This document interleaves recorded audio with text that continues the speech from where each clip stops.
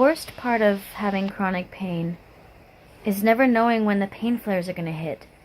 And it makes life really difficult to enjoy because it sucks the joy out of doing something as simple as spending time with my family or going grocery shopping. What I have is called adhesive arachnoiditis. It traps all of the nerves of my spinal cord and tears them all day long. That brought on 2 other conditions, central pain syndrome and complex regional pain syndrome type 2, also known as CRIPS. So my pain is not only incurable and intractable, it's kind of times 3. The biggest thing that I'm afraid of is the fact that now that I have a treatment that gave me my life back from being bedbound, the opioid crisis is making patients like me into collateral damage. I am here to advocate for my wife, to get the government out of my doctor's care, my doctor's office, so that the doctors can prescribe my wife the pain medicine that she needs. The worst part of dealing with chronic pain for me, apart from the actual pain and limitation, is the attitude from the medical community that if they don't have a clear diagnosis for you, then there's really nothing wrong with you, or nothing that can't be easily remedied with a change in diet, exercise, or a better attitude.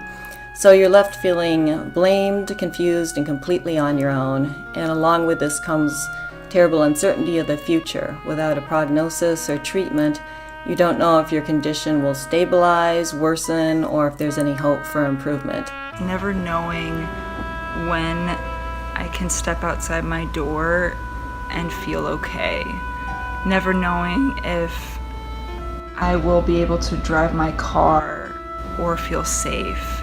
Never knowing if I can function or be a part of a group, going out and have fun and be able to put on a face and feel okay.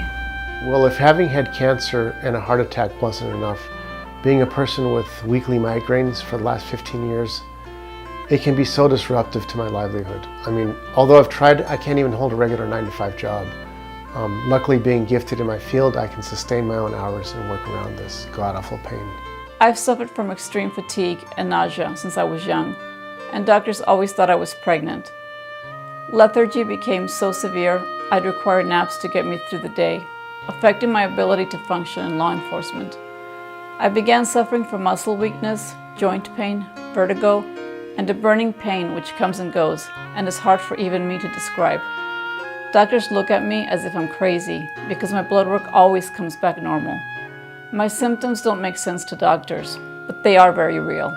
I can't share that physical pain with my family or friends. Like, they can't see it. It's invisible, and the sensations are invisible, as well as all of the feelings, the emotions, everything that's going through my body, my brain, my mind. It's all invisible. The day I was diagnosed with fibromyalgia, I was told that my life was pretty much over, and then later that day I was fired from my job, and it took me about 2 years to get proper treatment or any treatment. The increasingly higher doses of OxyContin he prescribed had limited effect. The system's an adversarial one, so he replied that there were no other pain relief options and that I would have to live in pain for the rest of my life.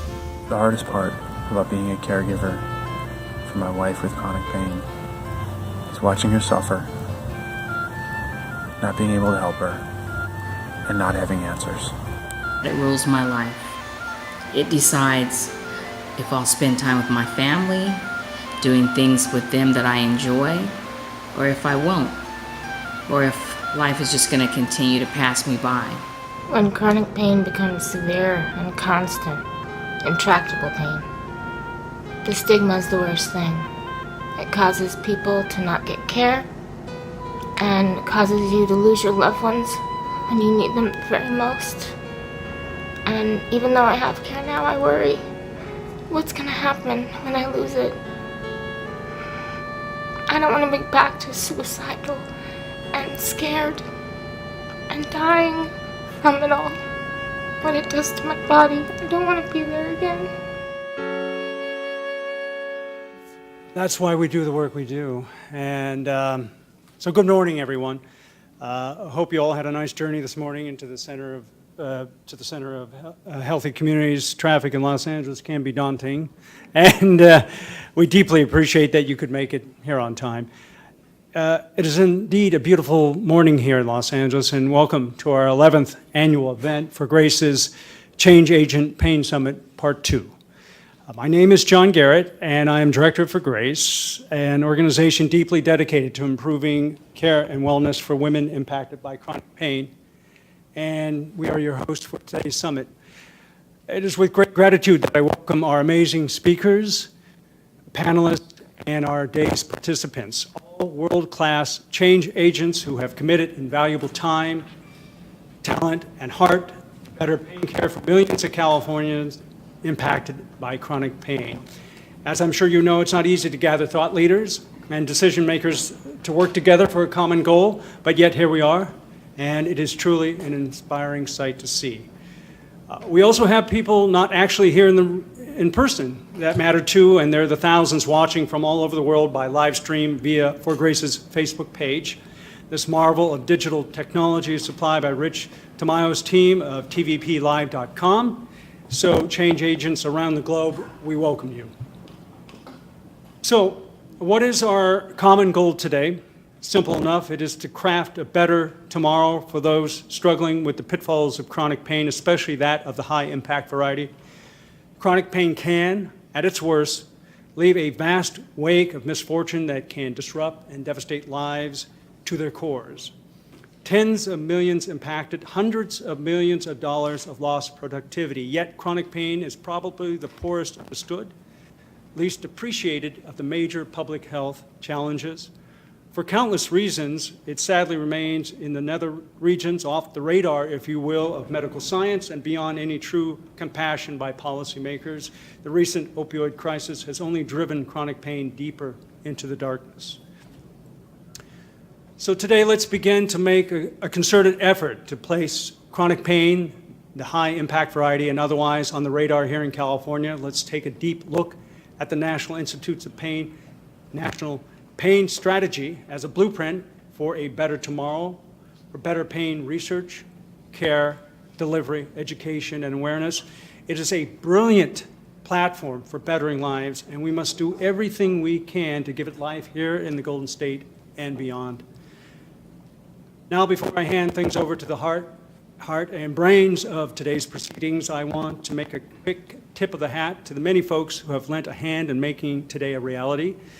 Without their passion, wisdom, and sweat, this day would just have been a good notion, right? So I deeply, profoundly thank our planning committee, our design team, our volunteers, our venue hosts, the California Endowment for this beautiful space gathered in, and of course our speakers and panelists.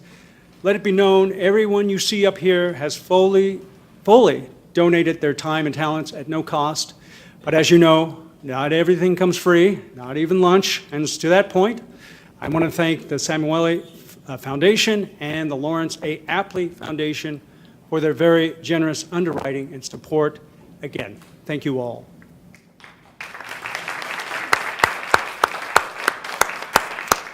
Okay, so I am now going to light the summit's torch by introducing a woman who is a beacon of light for many who need hope and healing from the slings and arrows of chronic pain. She is the founder and spokesperson of For Grace, a woman who is never short on vision, passion, and making good things happen. I give you the unstoppable, the undeniable, the unsinkable Cynthia Toussaint. Good morning, change agents. I love it. It is wonderful to look out and see your bright, enthusiastic faces. Thank you so much for being here today, and welcome. Thank you also, everyone joining us via worldwide webcast. You were our change agents last year, and you are the nucleus of this day. Welcome, everyone, to For Grace's Change Agent Pain Summit Part 2. I said that, Mindy. We are here today because of the brave faces and voices that we just saw on the screen. We are here today because most everyone who I asked to give a video testimonial said no, because they were ashamed of how bad they looked due to being so ill with pain. And we are here today because I know that I speak on behalf of all people with high impact chronic pain when I say that long ago, pain took away my future and all of my dreams. If the work that we are doing now had been done 40 years ago, I would have lived my life acting, singing, and dancing. Jennifer would be a thriving mom and police officer and who knows what else. And no one would have been asked to give a video testimonial about the horror of their life with pain. Time's up for ignorance and inaction. Yes, I got that off my chest. Thank you. So I want to give you a bit of background about our summit. When our summit architect, the unsinkable Mindy Meyer, first pitched this brilliant idea to me, she knocked me out of my comfort zone. And she, I think unintentionally did that because I work from a very not intuitive place. But everything about this summit asked me to work from an analytical place. So today, I feel like I'm at an AA meeting. I am uncomfortable. And I invite everyone to join me by stepping out of your comfort zone, even if just a little bit, because I have noticed that where there is discomfort, that's where big change is happening. My favorite quote is, "Be bold and mighty forces will come to your aid." So when Mindy approached me, I chose to be bold. And look at the forces we have in this room. Wow. Among others, we have representatives here from USC, Stanford, UCLA, Samuel A. Integrative Health Programs, the media, and California and federal legislative offices. And more people will be joining us throughout the day. Ladies and gentlemen, let's give ourselves a round of applause. Well deserved. I'm excited about this day. It's a very different day for us, and I want to give you a map of our wonderful day. This morning we are going to learn about the National Institute's National Pain Strategy, which I think is a brilliant blueprint for optimal pain care. And then we are going to learn about the 4 core recommendations that we will be focusing on today. And we will take a legal look at the opioid crisis, where we've been, where we are, where we're going, and how that fits into our day. And then before lunch, we will present our annual award to California Senator Hannah Beth Jackson. And then after lunch, Mindy is going to break us up into focus groups where, with her guidance, we will do the work that must be done. So Mindy's going to tell us all about that in a few minutes. Today is part 2 of 4 steps that will lead us to our goal of implementing the National Pain Strategy in California. Last year, we hosted our Summit Part 1, where we convened people with pain and their caregivers to glean their real-life barriers to care and possible solutions.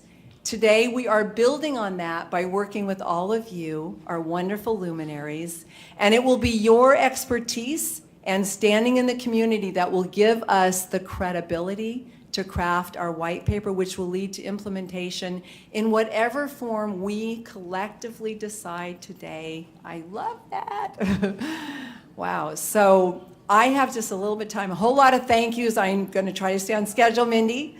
Well, we have an incredible program of speakers today, and I, with deep gratitude, from the bottom of my heart, thank Dr. Sean Mackey, Kristen Veasley, Dr. Wayne Jonas, for Grace Board Member Dr. Stephen Richheimer, Dr. Roger Fillingham, who I just met this morning, wow, and my inspiration in work, Diane Hoffman. What a dream team.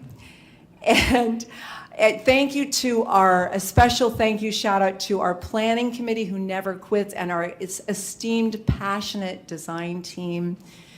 Wow. Thank you everyone who gave or considered giving us a video testimonial. It will be your voices that remind us, and already have, will remind us throughout our day of why we are doing the work. And speaking of, thank you, Radine Marie Cook.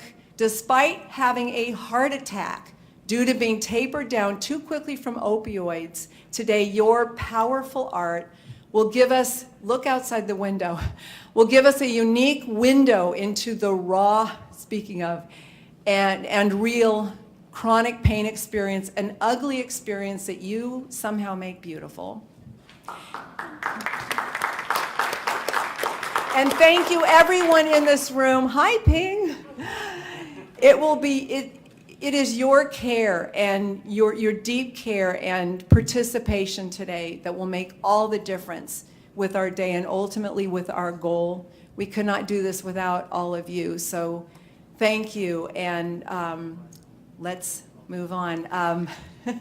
Mostly I thank Mindy Meyer for bringing me this experiment and for entrusting it with For Grace. This is an experiment that I believe will change the lives of all people with high-impact pain in California and beyond, and that's pretty beautiful. And speaking of, Mindy is our summit architect and facilitator. She is also a woman in pain and For Grace survivor, as she so eloquently put it once in a radio interview. I never forgot it. Mostly, Mindy is my colleague, friend, and dear sweet sister who enriches every one of my days with her great insight, passion, and love. So I am appropriately gushing. And I'm gushing over everyone in this room.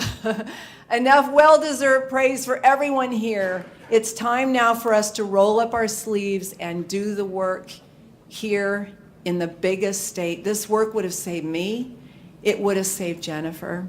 And it would have saved everyone that we will see on the screen today. And remember that so many of us with pain, we're so desperate that we choose the ultimate painkiller, suicide. And I just wanted to mention that. And this is all about changing that for everybody with pain. So we're doing really important work today, people.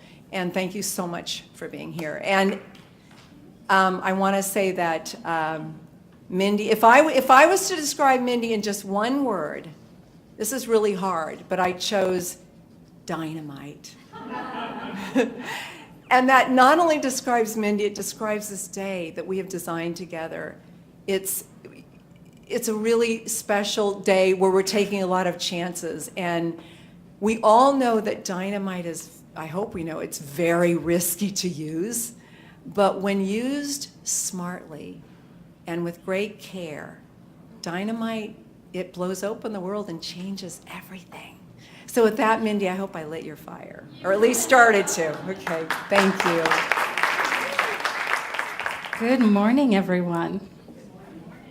So my name is Mindy Meyer. In my day job, I'm a facilitator. I work for California State University in Sacramento. I am, however, based here in Los Angeles. Today, I will be your friendly neighborhood facilitator, also known as timekeeper, who will let you know when we need to move the program along.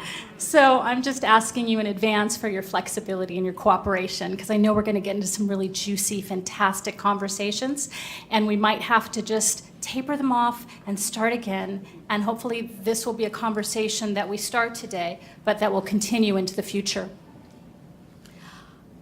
So as Cynthia and John have said, this is our Change Agent Summit Part 2. And as Cynthia also mentioned, change is uncomfortable. But that uncomfortableness is also a great motivator and brings out our creativity. So I encourage you to be inspired and to be motivated and to bring your A game with you. We knew that in order for today to be successful, that we needed the right people in the room. And as I look around, I know we achieved that. We wanted luminaries from diverse fields because working through this challenge involves medical professionals, public policy experts, educators, researchers, just to name a few. So today is about quality, not quantity. So thank you. Thank you for showing up. And as many of you know, in the United States, over 100 million people suffer from pain. One of the consequences of our current system due to our system not adequately responding to the needs of people with pain is that, according to the CDC, we've had an unprecedented rise in the misuse of opioids. According to the CDC, between 2000 and 2015, the number of opioid deaths in the country quadrupled to 500,000, or 91 deaths per day. So the work we're hoping to do here literally has the potential to save lives. We are looking to find adequate ways to respond to the pain epidemic. And thankfully, we're not starting at the beginning. In 2001, the Institute of Medicine, which is now known as the National Academy of Medicine, called for a cultural transformation in pain prevention, care, education, and research. So this call to action resulted in the National Pain Strategy. And we're here today to identify innovative ways to implement the National Pain Strategy here in California. And ways that you can put the National Pain Strategy to work in the work you do every day. So what are we here to do today?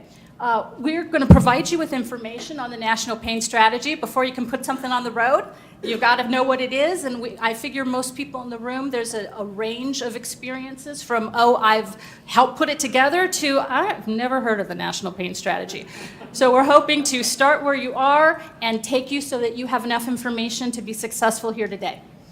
Then we're going to identify barriers to care, strategies and tactics to improve pain care, alternative care strategies, and then the actions and the strategies and the commitments we develop. We're looking to see those start to flourish in your practices and in your work, and also develop a white paper that records some of what we talked about today.